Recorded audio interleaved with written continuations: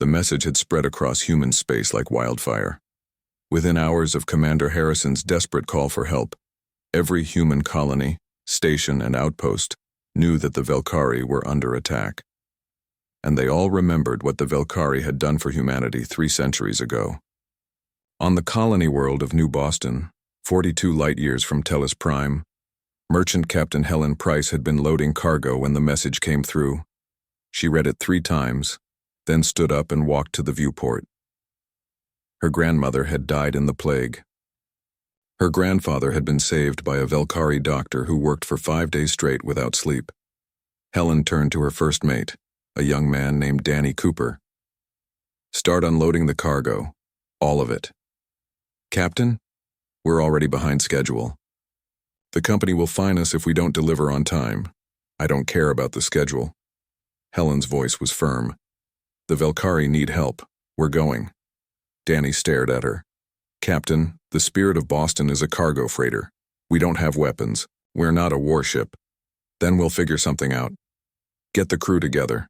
Anyone who wants to leave can take a shuttle down to the colony. No hard feelings. But I'm taking this ship to Velkhari space." The crew assembled in the cargo bay 20 minutes later. There were 18 of them, men and women from different colonies, different backgrounds. Helen stood on a crate and told them what she planned to do. "I won't lie to you. This is dangerous. We might die. But the Velkhari saved humanity once, and now they need us. I'm going. Who's with me?" No one left. Instead, Chief Engineer Paul Harris stepped forward. "We can rig the mining lasers as weapons. They're designed to cut through asteroids. They should work on ship hulls too. And we can load the cargo missiles with ore chunks," added Danny. "Turn them into kinetic weapons. Won't be pretty, but it'll hurt if it hits." Helen felt pride swell in her chest. These were good people. Human people. They understood what needed to be done. The Spirit of Boston launched 3 hours later. Its holds empty. Its mining equipment converted into weapons. It was not alone. 7 other merchant ships from New Boston joined it, forming a small convoy of civilian vessels heading into a war zone. At the mining station, Benson's Hope, shift supervisor Greg Martin made a similar decision. He had been born during the plague, saved by Velkhari medicine when he was just days old. When he read the message, he did not hesitate. "Load the ore haulers with every kinetic harpoon we have," he ordered. "And get me volunteers. We're going to Tellus Prime." 200 miners volunteered within the first hour. They stripped their ore haulers of everything non-essential and filled the space with improvised weapons. The harpoons they used to latch onto asteroids could punch through ship armor.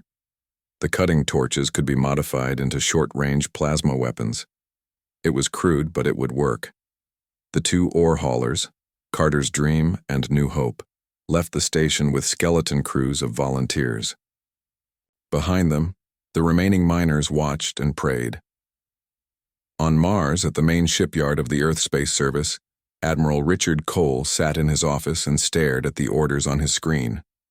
They were clear. No military intervention in Velkhari space.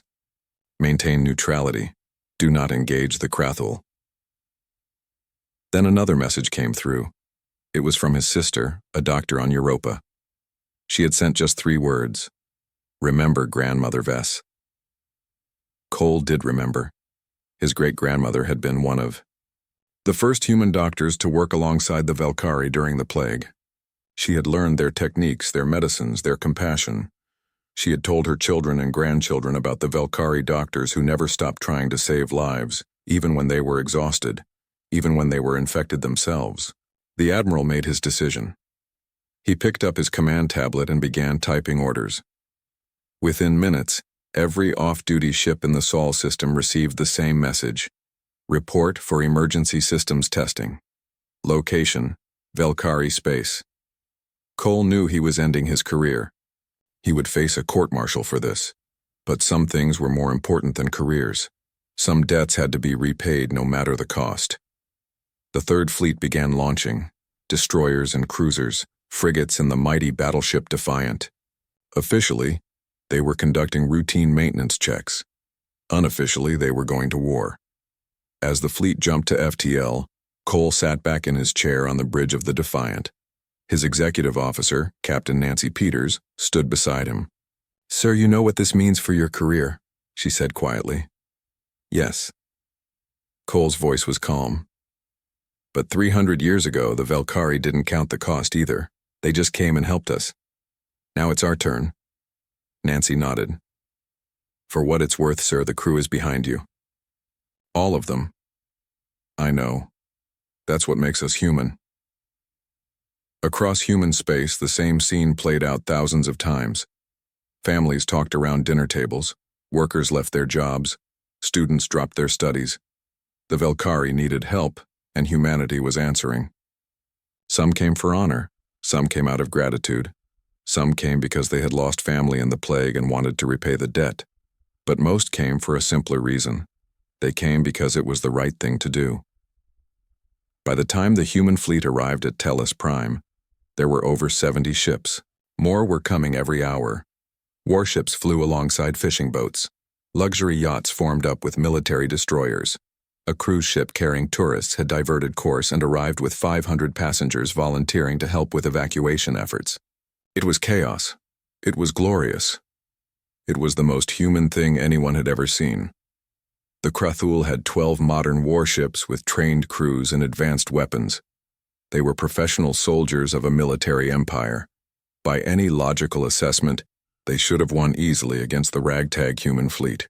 But the Krathul made a fundamental mistake. They thought of war as a calculation, a matter of numbers and firepower. They did not understand that humans fought for different reasons. Humans fought for their friends.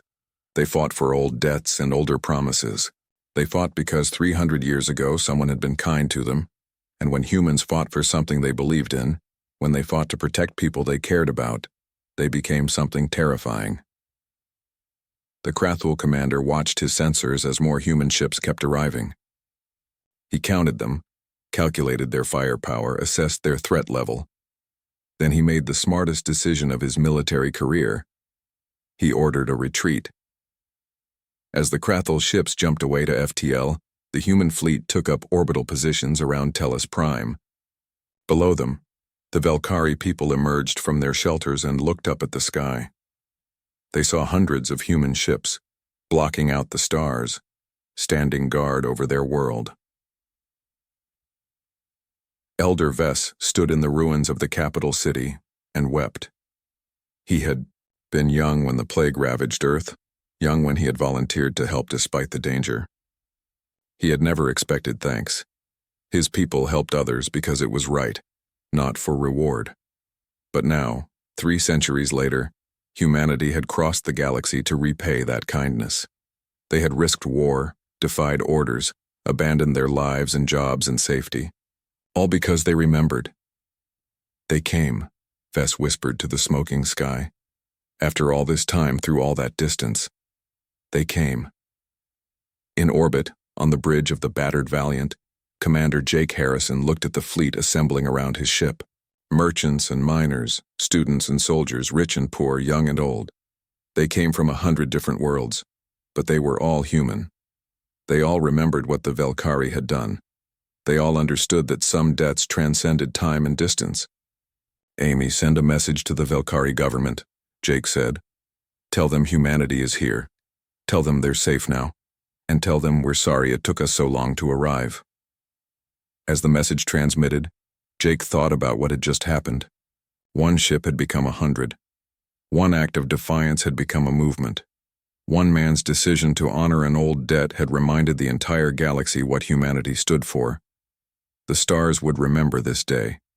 They would remember that humanity kept its promises, honored its debts, and protected its friends with a loyalty that bordered on madness. And that was exactly how humanity wanted to be remembered. The emergency signal came through at 0400 hours, cutting through the quiet hum of the night shift aboard the ESS Valiant. Lieutenant Amy Carson sat up straight at her station, her fingers flying across the console as she decoded the message. What she read made her blood run cold. "Commander Harrison to the bridge," she called out, her voice tight with urgency. Jake Harrison arrived within minutes, still pulling on his uniform jacket. He was a tall man with gray at his temples, a career officer who had spent 20 years in the Earth Space Service. He had seen a lot in those years, but nothing had prepared him for the words on Amy's screen. "The Velkhari homeworld is under attack," Amy said quietly. "They're asking for help." "Any help?" Jake felt his stomach drop. Every human knew about the Velkhari. Every child learned their history in school. 300 years ago, when humanity was still new to the galaxy, a terrible plague had swept through the colonies. Millions were dying. The medical technology of Earth was not enough to stop it. The Velkhari had come. They were healers, a peaceful species who believed in helping others without expecting anything in return. They had shared their advanced medical knowledge freely. They had sent doctors and supplies. They had worked around the clock until the plague was stopped. When human leaders asked what payment they wanted, the Velkhari had simply smiled and said that kindness needed no payment. Now they were the ones dying. Jake read the report carefully. The Krathul Dominion, a military empire that had been conquering systems for decades, had decided to take Velkhari space. The Velkhari had no weapons, no ships of war, no defenses. They had never needed them before. They were asking the galaxy for evacuation ships, medical supplies, anything that could help save their people. "How many Krathul ships?" Jake asked. 12 warships surrounding their planet. They're bombing cities from orbit." Amy's voice shook. "They're killing civilians, Commander. The Velkhari are trying to evacuate, but the Krathul are shooting down the transport ships." Jake closed his eyes. He thought about his grandmother, who had survived the plague because a Velkhari doctor named Tess had stayed by her bedside for 3 days straight. He thought about the monuments on Earth, the yearly celebrations, the promises humanity had made to never forget what the Velkhari had done. "Get me Fleet Command," he said. "Priority channel." The response came quickly. Admiral Richard Cole's face appeared on the screen, his expression serious. He was an older man, stern and professional, with the weight of command in every word. "Commander Harrison, I know why you're calling. The answer is no. Sir, the Velkhari need help. The Krathul have made it very clear. Any military interference will be considered an act of war. We cannot risk a conflict with the Dominion over this situation." The Admiral's face was hard, but Jake could see something else there too. Regret, maybe. Or shame. "They saved us, sir. 300 years ago they saved humanity. I am aware of our history, Commander, but I have my orders from the civilian government. You have your orders from me. Continue your patrol route. Cole out." The screen went dark. Jake stood in silence, staring at the empty space where the Admiral's face had been. Around the bridge, his crew waited. They all knew what was at stake. They all knew what the right thing to do was. They also knew that doing the right thing might end their careers, might start a war, might get them all killed. Lieutenant Ben Foster spoke from the tactical station. His voice was calm, but there was steel underneath. "Sir, if we experienced a navigation system failure, it might take us off course. Toward Velkhari space, Fleet Command would need at least 6 hours to send another ship to intercept us and fix the problem." Jake looked at his tactical officer. Ben was young, barely 30, with a wife and 2 kids back on Earth. He was risking everything with those words. Amy turned in her chair. "I could report the navigation failure, sir. These systems are very delicate. Malfunctions happen all the time." The door to engineering opened and Chief Linda Hayes walked onto the bridge. She was a short woman with grease on her hands and fire in her eyes. "The engines are running perfectly, Commander. But if we needed to push them hard, say for a rapid course correction toward Velkhari space, I could give you everything we've got." Jake looked at each of them. His crew, his friends. They were all volunteers for this insanity. They all knew what the Velkhari had done for humanity. They all understood that some debts could not be measured in money or time. "Log a navigation malfunction," Jake said quietly. "Amy, plot a course to Tellus Prime, maximum speed. Ben, I want a full tactical analysis of the Krathul positions. Linda, get the engines ready. We're going to need every bit of power you can give me." "Yes, sir," they answered together. The Valiant changed course. One destroyer, mid-sized by human standards, turning away from safety and toward a battle it could not win. Jake sat in his command chair and thought about what they were doing. They were defying direct orders. They were risking a war between humanity and the Krathul Dominion. They were almost certainly going to die. But 300 years ago, the Velkhari had not counted the cost either. They had come to help humanity because it was the right thing to do. They had asked for nothing. Now humanity had a chance to repay that debt. "ETA to Tellus Prime?" Jake asked. 4 hours at maximum speed. Amy replied. Then we have 4 hours to figure out how one ship is going to hold off 12 Krathel warships. Jake pulled up the tactical data on his personal screen. The odds were impossible. The Krathel ships were bigger, better armed, and there were 12 of them. But Jake Harrison had not spent 20 years in the Earth Space Service without learning a few things. Humans had been at peace for 3 centuries, but they had not forgotten how to fight. They had simply chosen not to. And when humans chose to fight, when they decided that something was worth dying for, they became something different, something dangerous. The galaxy was about to be reminded of that. The Valiant raced through space toward Tellus Prime, carrying a crew of 147 humans who had decided that honor was more important than orders, that loyalty was more important than safety, and that a debt 300 years old was still worth paying. Behind them, their message to Fleet Command went unanswered. Ahead of them, the Velkari were dying, and somewhere in between, humanity was about to make a choice that would echo across the stars for generations to come. The planet was burning. That was the first thing Jake Harrison saw when the Valiant dropped out of faster-than-light travel at the edge of the Tellus Prime system. On the main view screen, the beautiful blue and green world of the Velkari was covered in smoke and fire. 12 massive Krathel warships circled the planet like vultures, their weapons firing steadily at the cities below. Casualties? Jake asked, though he was not sure he wanted to know the answer. Ben Foster checked his console. His face was pale. Estimates show 3 million dead so far, sir. The Krathel are targeting population centers. There are evacuation shuttles trying to launch, but the Krathel ships are shooting them down. Amy looked up from her station. Sir, they're killing civilians. This isn't a military operation. This is murder. Jake felt something cold settle in his chest. He had seen combat before, had fought pirates and raiders in the outer systems. But this was different. This was systematic destruction of a peaceful species that had never hurt anyone. The Velkari had no weapons, no armies, no way to defend themselves. They were being slaughtered for their territory. Battle stations, Jake said quietly. Charge all weapons. Linda, I need maximum power to engines and shields. You've got it, Commander. Linda's voice came over the intercom from engineering. But sir, you know the odds. We're 1 ship against 12. I can count, Chief. Just keep us flying as long as you can. The bridge crew moved with practiced efficiency, preparing the Valiant for combat. They all knew this was probably a suicide mission. The Krathel warships were each twice the size of the Valiant, with heavier armor and more weapons. 12 against 1 were impossible odds by any reasonable calculation, but Jake Harrison was done being reasonable. Open a channel, all frequencies. I want everyone to hear this. Amy worked her console. Channel open, sir. Jake took a breath and spoke clearly into the comm. Krathel vessels, this is Commander Jake Harrison of the Earth Space Service ship Valiant. You are ordered to cease fire immediately and withdraw from Velkari space. There was a pause. Then laughter came over the channel. The Krathel commander's voice was full of contempt. 1 human ship? You have no authority here, Commander. Your government has already told you to stay out of this. Leave now and we will forget your foolishness. I cannot do that, Jake said. The Velkari saved my people once. We do not forget our debts, then you will die here with them. A noble gesture, but pointless. 3 of the Krathel warships broke away from their orbital positions and began moving toward the Valiant. On the tactical display, Jake could see their weapons powering up. They were not taking him seriously. They thought 1 human ship could be dealt with quickly and easily. They were about to learn how wrong they were. Ben, firing solution on the lead ship. Target their shield generators first. Solution locked, sir. Ready to fire on your command. Jake watched the Krathel ships approach.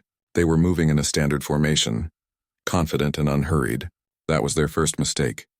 The second mistake was thinking that 3 centuries of peace had made humans soft. Fire. The Valiant's railguns opened up, hurling streams of metal slugs at nearly the speed of light. The projectiles crossed the distance in seconds and slammed into the lead Krathel ship's shields. The shields flared bright blue, absorbed the first impacts, then began to fail under the sustained barrage. Shields down on the target, Ben reported. Firing missiles. Nuclear-tipped missiles launched from the Valiant's tubes, streaking toward the wounded Krathel ship. The enemy's point defense systems came online, shooting down 2 of the missiles. But the third got through. The nuclear warhead detonated against the Krathel ship's hull, and the massive vessel broke apart in a brilliant flash of light. On the Velkari planet below, millions of people looked up and saw hope in the form of that explosion. The other two Krathul ships opened fire, and the battle truly began. Jake had the Valiant moving before their weapons could lock on. The destroyer dancing through space with a grace that surprised the enemy. Human pilots trained in three-dimensional combat, not the flat formations most species used. Human ships were built to move fast and strike hard. Return fire, all weapons. The Valiant unleashed everything it had. Railguns, missiles, laser batteries. The bridge shook with each impact on their shields. Warning lights flashed across every console. But they kept fighting.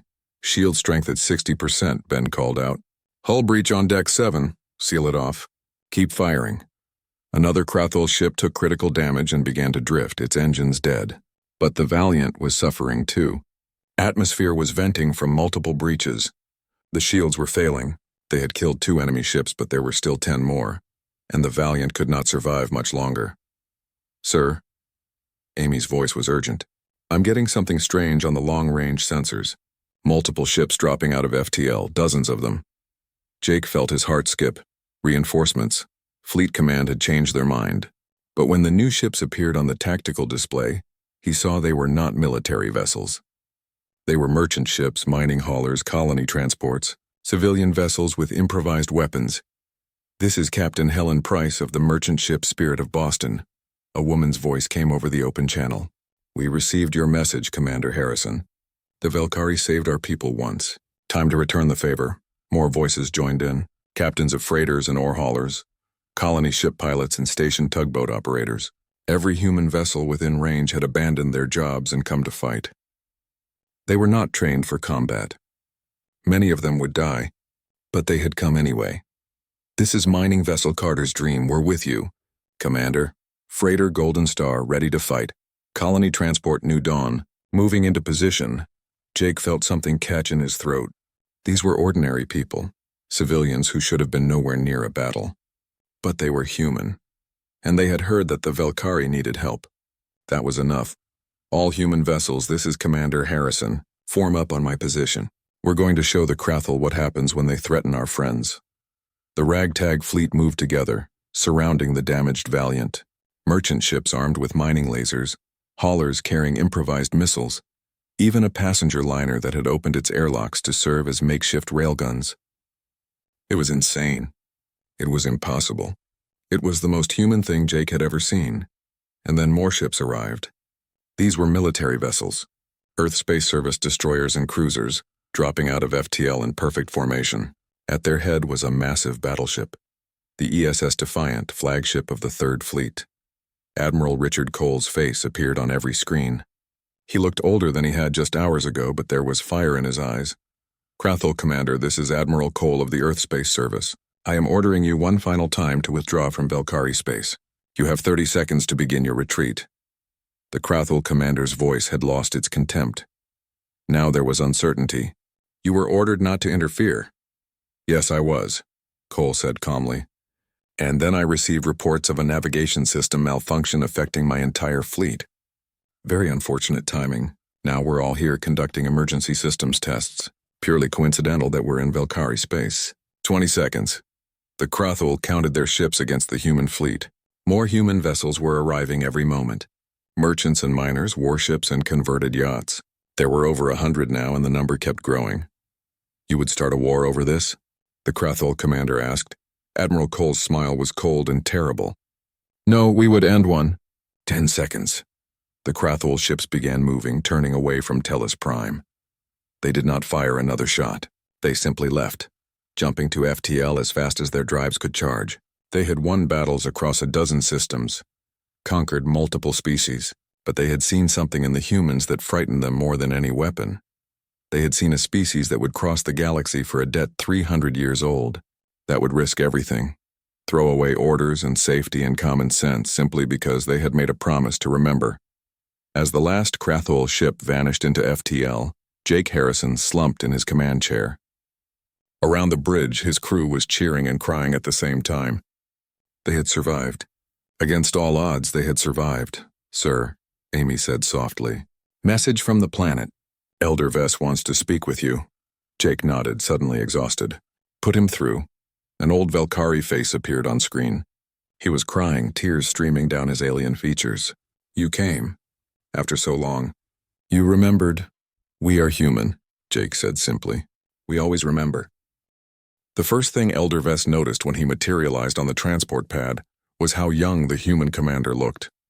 Jake Harrison could not have been more than 40 years old, yet he carried himself with the weight of someone much older.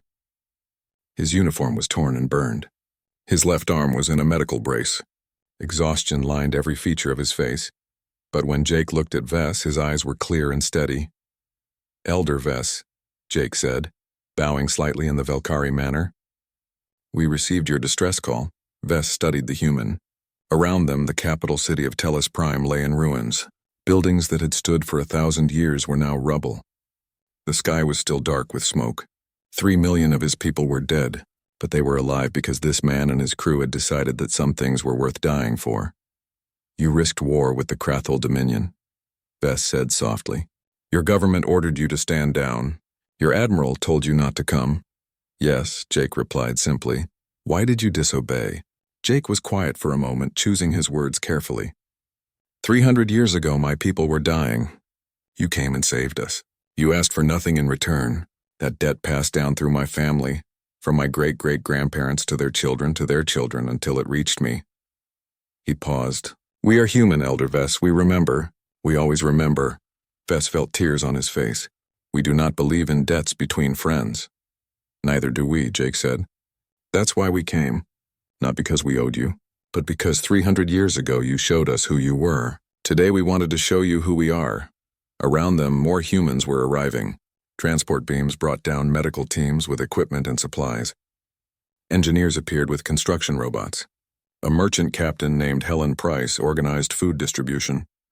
Within hours, the human fleet had transformed from a military force into a rescue operation. Linda Hayes, the chief engineer from the Valiant, worked alongside Valkyrie builders to restore power to a hospital.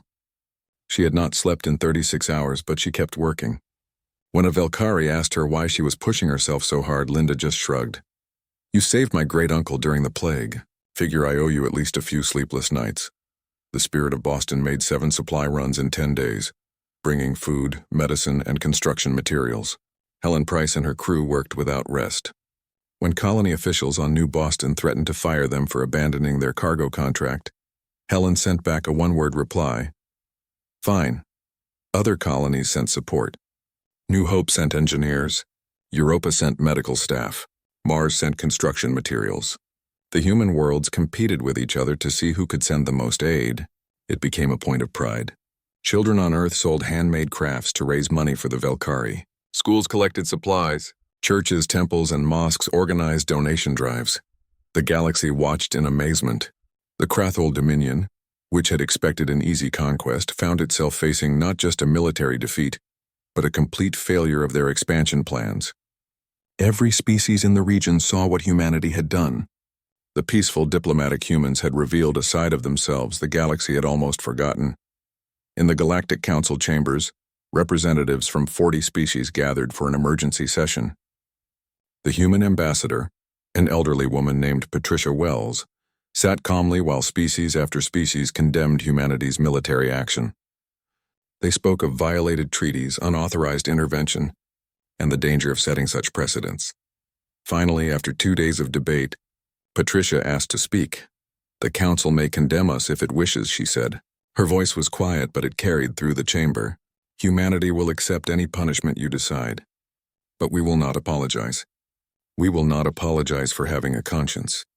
We will not apologize for loyalty, and we will not apologize for remembering those who helped us when we had nothing. The chamber fell silent. Then an ambassador from the Theron Collective stood up.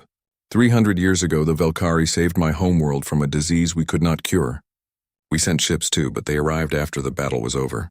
The humans got there first because they did not wait for permission. They did not form committees or debate the politics. They just went. Another ambassador stood. The Valkyrie helped my people 50 years ago after a natural disaster. We sent aid to Tellus Prime, but it was token support compared to what the humans have done. One by one, representatives from species that had benefited from Valkyrie help over the centuries stood and spoke. They acknowledged that while they had sent thoughts and prayers and small amounts of aid, humanity had sent everything, ships and soldiers, civilians and supplies, risking war and economic sanctions and their own lives. The debate lasted 3 days. In the end, the council passed a resolution. It was simple, just 3 lines, but it would be remembered forever. Let it be known that humanity honors its debts. Let it be known that the Valkyries' kindness was not forgotten. And let it be known that some bonds transcend law, transcend politics, and transcend time itself. Back on Tellus Prime, the rebuilding continued. Human engineers worked with Valkyrie architects to restore the cities. Medical teams from Earth treated the wounded and sick. Agricultural specialists helped replant the farms that had been destroyed. Elder Vess walked through the construction sites, watching humans and Valkyrie work side by side. He stopped to observe a young human woman, barely 20 years old, teaching Valkyrie children how to read in standard galactic language. Her name was Sophie Grant, and she had been a university student before dropping everything to come help. "Why did you come?" Vess asked her. Sophie looked up, surprised to see the elder. "My grandfather told me stories about the plague, about how the Valkyrie doctors never gave up, even when things looked hopeless. He said they taught humanity what real compassion looked like." She smiled. "I wanted to be part of repaying that lesson." Vess nodded slowly. He was beginning to understand something about humans. They were not perfect. They could be violent and stubborn and foolish. But they had something rare in the galaxy. They had an unshakable sense of loyalty. When they made a friend, they kept that friendship forever. When someone helped them, they never forgot. It was a dangerous trait in some ways. It meant humans would fight wars over old alliances. It meant they held grudges for generations. But it also meant that when you earned humanity's friendship, you had it forever. 6 weeks after the battle, Jake Harrison stood on a platform in front of what remained of the Grand Council building. Around him, thousands of Valkyrie had gathered. Above, human ships still maintained their protective orbit. They would stay as long as needed. Elder Vess approached with a small crystal box. Inside was the crystal of eternal friendship, the highest honor the Valkyrie could bestow. It had been given only 3 times in their 10,000-year history. "Commander Jake Harrison," Vess said, his voice amplified across the square. "You came when we called. You risked everything to save a people you had never met. You remembered a debt that many would have forgotten. On behalf of the Valkyrie people, I present you with our highest honor." Jake accepted the crystal. It was beautiful, catching the light and throwing rainbows across the ruins. He held it carefully, feeling the weight of what it represented. "I accept this not for myself, but for every human who came when you needed help, for the merchants who turned their freighters into warships, for the miners who left their jobs, for the students who dropped their studies, for all of humanity, who heard that the Valkyrie needed help and answered without hesitation." The crowd erupted in cheers, humans and Valkyrie together, celebrating not a military victory but something more important. The victory of friendship over fear, of loyalty over logic, of honor over easy choices. That night, Jake stood alone on the balcony of his temporary quarters, looking up at the stars. The Valiant was in orbit, being repaired. 42 of his crew members had died in the battle. Their names were now carved into a memorial that the Valkyrie were building in the center of the city. Amy Carson found him there. She had been promoted to executive officer, a position left vacant by the death of Ben Foster. "The Valkyrie want us to stay," she said. "They're asking for help establishing a defense force. They never want to be helpless again." Jake nodded. "And we'll help them. We owe them that much. Do you think it was worth it, sir? The people we lost?" Jake thought about the question. He thought about Ben Foster, who had a wife and kids. About Danny Mitchell, the young pilot who had loved astronomy. About Sarah Kim, the medic who had saved dozens of lives before dying herself. "Yes," he said finally, "because they died showing the galaxy who we are. They died proving that humanity keeps its promises, and that's worth more than any of us realize." 6 months had passed since the Battle of Tellus Prime.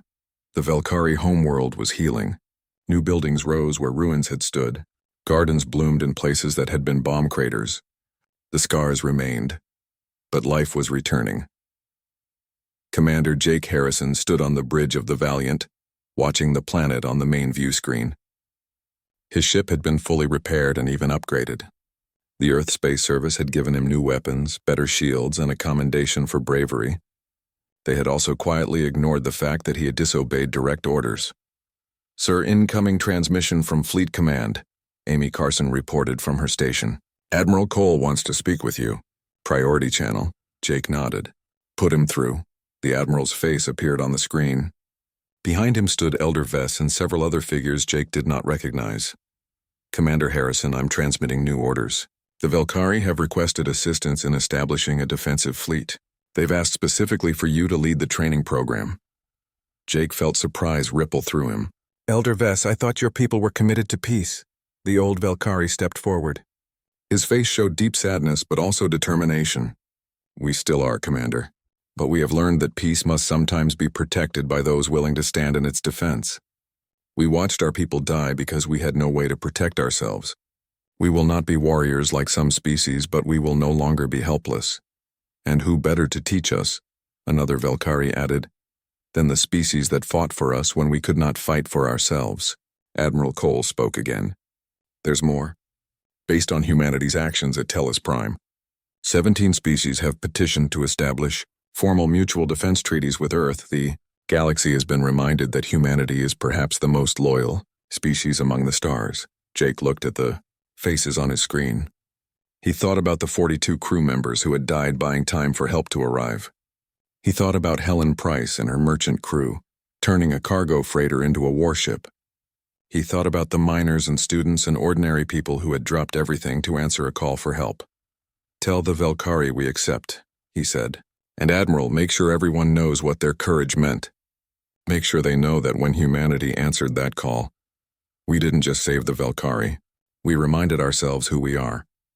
Over the following years, the human-trained Velkari Defense Force became famous across the galaxy. They were not aggressive. They did not seek conquest or glory, but they were competent and determined. They learned to fight not from love of violence, but from love of peace and the determination to protect it. Jake Harrison stayed with the program for 5 years, training 3 generations of Velkari pilots and tactical officers. He taught them how to use weapons, yes, but more importantly, he taught them why humans fought, not for territory or resources, but for principles, for friends, for the belief that some things were worth defending. When he finally returned to Earth, he was promoted to Admiral and given command of the 5th Fleet, but he turned down the promotion. Instead, he requested to remain a commander and to keep the Valiant as his ship. The Earth Space Service agreed, understanding that some symbols were more important than rank. The Krathul Dominion, meanwhile, had learned a hard lesson. 20 years after the Battle of Tellus Prime, they resumed their expansion into new territories, but they carefully avoided any system where humanity had interests or allies. When asked why during a Galactic Council session, a Krathul military strategist gave an answer that would be studied in military academies for generations. "We fear many species in this galaxy," the Krathul said. "We fear the Krydak for their ferocity in battle. We fear the Zan for their advanced technology, but we fear humanity most of all." The chamber fell silent. The Krathul continued. "We fear them because they are unpredictable. They will cross the galaxy, risk war and sacrifice everything not for conquest or resources or power. They do it because they remember a kindness shown 300 years ago. Such loyalty, such commitment to honor old debts is more dangerous than any weapon. Because you can predict weapons, you can prepare defenses against technology, but you cannot prepare for a species that values friendship above their own survival." The Krathul representative looked around the chamber. "If you make an enemy of humanity, they will fight you with everything they have. But if you make a friend of humanity, they will die for you 3 centuries later without hesitation. That is not a military force you can fight. That is a force of nature." On Earth, a museum was built to commemorate the Battle of Tellus Prime. It stood in Geneva, near the site where the Velkari had first established their medical center during the plague. The museum contained artifacts from the battle, personal stories from the crew of the Valiant, and a memorial wall with the names of every human who had died at Tellus Prime. At the center of the museum was a simple holographic display. It showed the Valiant's final charge against the Krathul fleet, one small ship against impossible odds buying time for help to arrive. Below the display, a plaque read, "On this day, one ship became 100. One act of courage became a movement. One man's decision to honor an old debt reminded the galaxy what humanity stands for. The Velkhari saved us once with their medicine and compassion. We saved them with our courage and loyalty, and in doing so, we saved ourselves from forgetting what it truly means to be human. Jake Harrison visited the museum every year on the anniversary of the battle. He was old now, his hair white, his body bent with age. But he still came bringing flowers for the memorial wall, and he still told the same story to anyone who would listen. We are human, he would say. We remember. We always remember. Young people would gather around him, listening to the old admiral talk about the battle, about the debt, about the choice his crew had made. They would ask questions. Why did you disobey orders? Were you not afraid? Would you do it again? Jake's answers were always the same.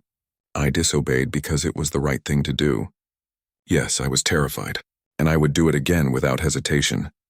The Velkhari had their own memorial on Tellus Prime. It was a garden, beautiful and peaceful, with flowers from 100 worlds. At its center stood a statue of a human and a Velkhari standing together, looking up at the stars. The inscription read simply, "Friendship knows no distance. Loyalty knows no time." Elder Vess had died 2 years after the battle, but before he passed, he had recorded a message for humanity. It was played at schools across human space, teaching children about the bond between the two species. You came when we called, Vess said in the recording, not because you had to, not because it benefited you, but because 300 years ago we showed you kindness and you remembered. That is what makes you special among the stars. Not your weapons or your ships or your technology, your memory, your loyalty, your unwavering commitment to those you call friends. The old Velkhari's face on the recording showed deep emotion. We saved you once. You saved us in return. But the real gift you gave us was not military protection. It was the reminder that kindness matters, that compassion is not weakness, that the good you do echoes across centuries. He paused, then smiled. And you taught us that sometimes peace must be protected by those brave enough to fight for it. We will never forget that lesson, just as you never forgot ours. In the decades that followed, the Human-Velkhari alliance became the foundation of a new galactic order. Other species, watching how humanity honored its debts and protected its friends, sought similar treaties. A network of mutual defense pacts spread across the galaxy, all modeled on the simple principle that had driven Jake Harrison and his crew to Tellus Prime. Loyalty matters. The Krathul Dominion, finding itself increasingly isolated, eventually sued for peace and joined the network. Even they recognized that the old way of conquest and domination had no place in a galaxy where species like humanity valued friendship more than power. And somewhere in the cold depths of space, the wreckage of Krathul ships still orbited Tellus Prime, a permanent reminder of what happened when you threatened humanity's friends. Jake Harrison died at the age of 87, surrounded by family and friends. His funeral was attended by thousands, including the current elder of the Velkhari Council. The crystal of eternal friendship that Vess had given him was placed in the museum, next to his uniform and the last entry from his personal log. That entry, written the night after the battle, contained just 4 sentences. We came, we fought, we remembered, and the galaxy will never forget that humanity keeps its promises. The story of Tellus Prime became legend. Children across 100 worlds learned about the merchant captain who turned her freighter into a warship, the admiral who defied orders to do what was right, and the young commander who started it all with a single act of defiance. But more than the battle itself, they learned the lesson behind it. They learned that some debts transcend time, that loyalty is not measured in days or years, but in generations, that friendship, real friendship, is forever. And they learned that humanity, for all its faults and flaws, possessed something rare and precious in the cold mathematics of galactic politics. They possessed a soul that remembered kindness, honored debts, and would cross the stars to protect those they loved. The stars remembered. And they always would, because on that day when one ship defied an empire to repay a debt,